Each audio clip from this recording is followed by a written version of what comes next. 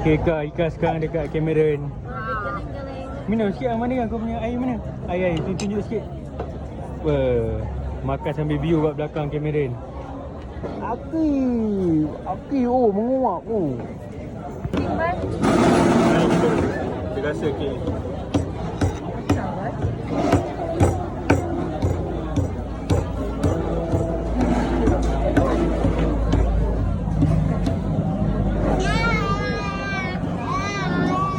Yang okey ya. Mantap baik kau. Kak, oi Kak. Kak.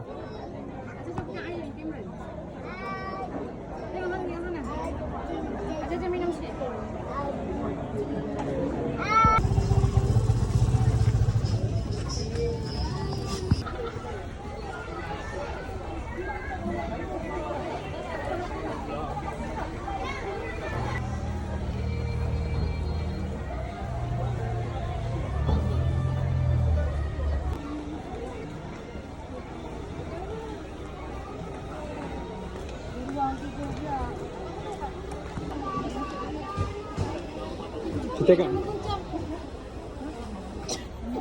tidur.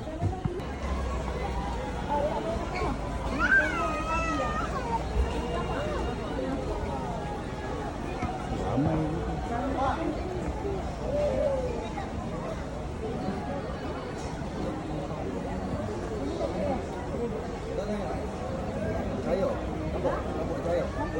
Ya.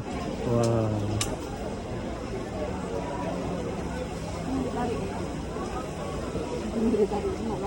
Adik kat mana Adik?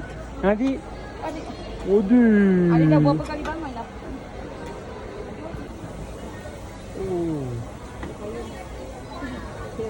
Oh. Muka-muka tak sabar nak makan. Kami semua dekat kabus.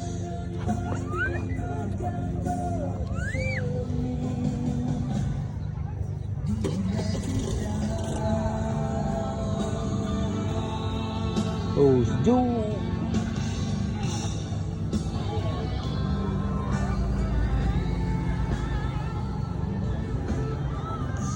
Subscribe, like, and comment, guys. Thank you, guys.